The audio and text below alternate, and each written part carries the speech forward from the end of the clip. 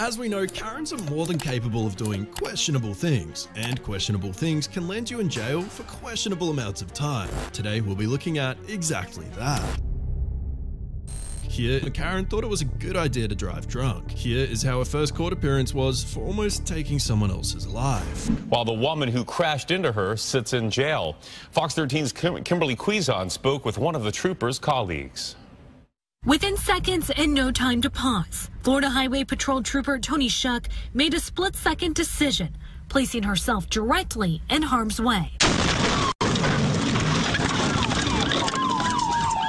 Using herself and her SUV as a barrier to protect runners in the Skyway 10K. There was no time to think.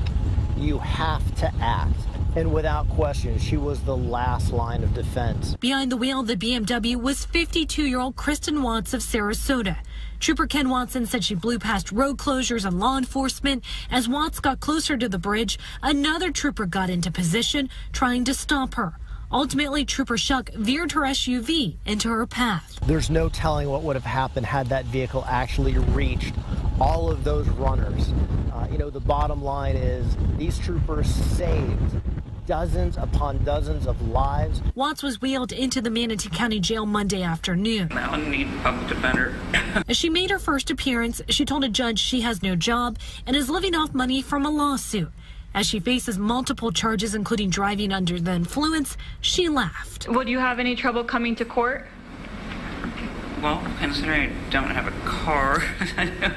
Trooper Shuck is back home, resting with her family and recovering from a head wound and concussion. With 26 years as a trooper, her instincts went above the call of a hero. For this trooper to risk her life to make sure that others would be okay is the epitome of what service. Now for another Karen that decided to get behind the wheel drunk, only this time she truly felt the consequences of it as she took the life of not only her sister and best friend, but 4 others too. They walked in as I was crying, and I told them, they're dead, they're all dead. Through tears, Mary Mejia addressed the court today, never once looking at Olivia Culbreth, the woman who more than 4 years ago killed Miss Mejia's mother, father, sister, and grandmother. I saw the window shattered with my grandmother's wheelchair in the back. It was a horrific scene. Westbound 60 freeway in Diamond Bar, 4:45 a.m., February 9th, 2014. Miss Culbreth, who was drunk at the time, was driving 100 miles an hour the wrong way before smashing head-on into the SUV occupied by the Mejia family. I felt like my heart was ripped out of my chest and burned. The 2 people in the car with Miss Culbreth, her best friend and her older sister, died at the scene. Miss Culbreth, who's confined to a wheelchair now, was the only one who survived the impact. No words can convey how my heart feels. Miss Culbreth is 25. The drunk driving accident occurred 11 days after she had given birth to a baby boy. 3 hours after the accident, her blood alcohol level was 0.15, nearly double the legal limit. That was wrong. That was so wrong. When she was 16, she was arrested for drunk driving after causing a collision where no one was hurt. Her license was suspended for almost 5 years. She had her license for less than a month. Then came the wrong way collision. He always asks when she's coming home. He jumps up on the little shelf and tries to move the glass. The mother of Olivia Culbreth describing the reaction of her son when he's taken to visit his mom in jail. Ms. Culbreth received a term of 30 years. She must serve 25 years before being eligible for parole. Her son will be 29 years old then. After court, when asked if the term was long enough and sufficient, Mary Mejia, who lost her mom, dad, sister, and grandma, didn't answer. Next, we have a woman that goes by the name of Miss Aguilera. She was in court for driving drunk, but her Karen-like tendencies started to come through during her court hearing. This is how the judge reacted to her behavior. She basically threw away this deal herself. Marilyn Aguilera walked into court Friday to accept a plea deal the state offered in good faith. A deal the judge at the last second would take off the table. The judge and prosecutor annoyed and concerned about her behavior in court. These people have been sitting here in this courtroom for hours.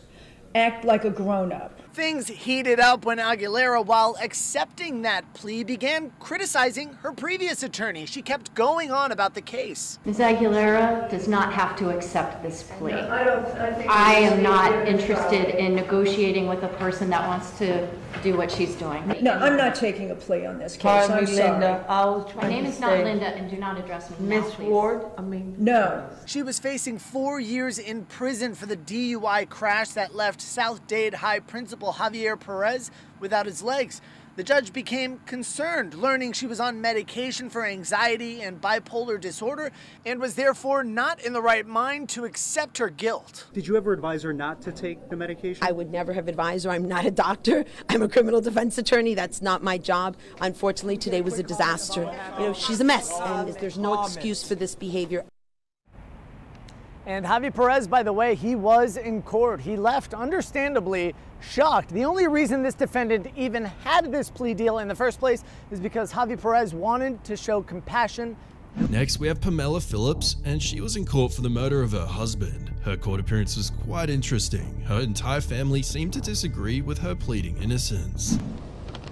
An emotional, albeit angry Pamela Phillips addressing her ex-husband, murdered Tucson businessman Gary Triano's surviving family for the very first time in court. I just want everybody to know that I am innocent. I am innocent. I am innocent, okay? And I'm really, this is hard. It's so hard for me. It's a nightmare. This is a nightmare, okay? What's happened's a nightmare. And Gary was my husband, okay? Gary was my husband, and he was the father of my children. And I am innocent, and I want everybody to know that. This is not a travesty, and it's a nightmare for me, okay? And I don't understand how this can even happen, right? But I want you all to know that I am innocent. The plea moments before hearing she'll spend the rest of her life in prison. The sentencing comes 1 month after jurors convicted Phillips of first-degree murder and conspiracy to commit first-degree murder, guilty of hiring a hitman to kill her ex-husband, Gary Triano, back in 1996. A separate jury convicted hitman Ronald Young in 2010.